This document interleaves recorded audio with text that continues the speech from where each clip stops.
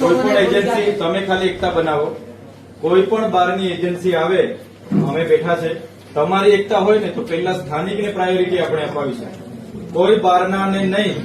અમે તમારી સાથે બેઠા છે, જેની સાથે લડવું હોય એની સાથે લડવા બી તૈયાર છે, પણ તમારી એકતા જોઈએ. પછી કાલે ઉઠીને દ આમ જો દસ આમ એવું નહીં. આપણે બધા બિન રાજકીય રીતે સ્થાનિકોને પહેલું પ્રાધાન્ય આપે એ આપણે એમાં માનીએ છીએ.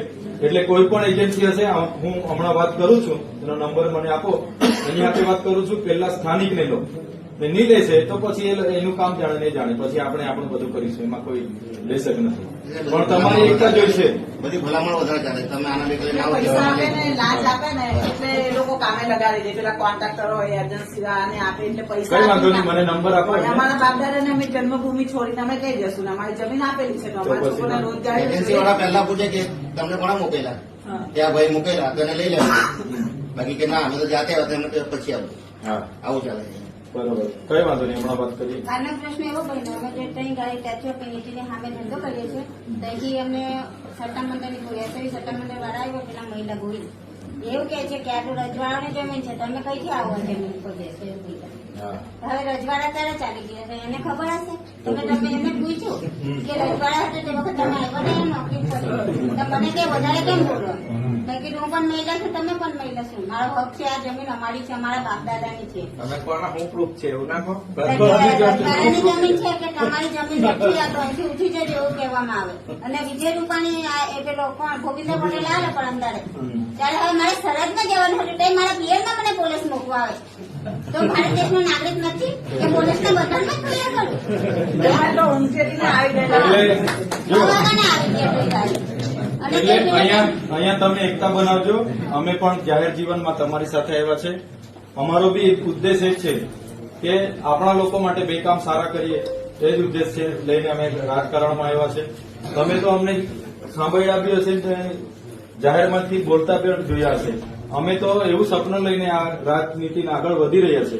અમે તો ભવિષ્યમાં કેવડિયા અને ભીલ પ્રદેશની રાજધાની બનાવવા માંગીએ છીએ.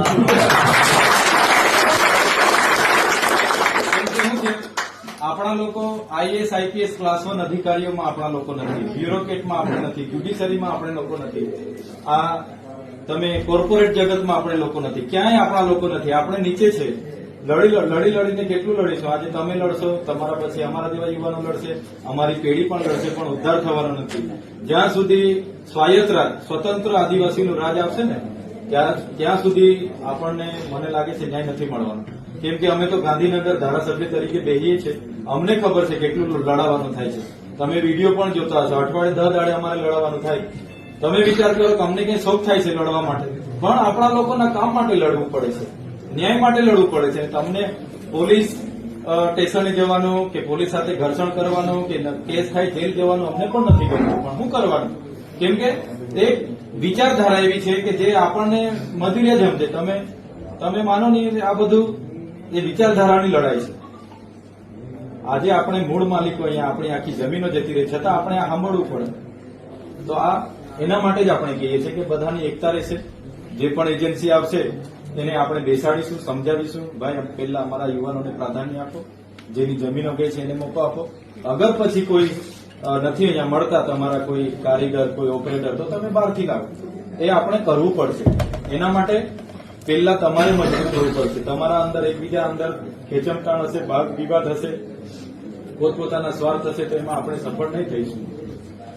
ટેચો કમ્યુનિટીમાં જે પગારવાળો એ કર્યું હતું ત્યારે અમારા આપણા આદિવાસી નેતા હું બોલે, તમે ચૈતરભાઈને જ બોલાશે ને અમારું કઈ નથી પગારવાનું, અમે ભાજપના છે.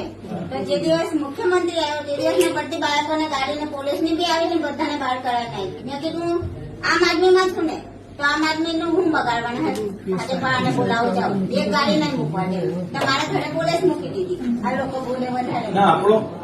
અમારો બી હેતુ એટલો જ હોય છે કે કોઈને મોટો સ્વરૂપ આપવા કરતા કોઈ વ્યક્તિ અમારી પાસે અમારી અપેક્ષા કામ લઈને આવે ને એને અમે રાજકીય રંગ આપવા કરતા એનું નિરાકરણ આપે.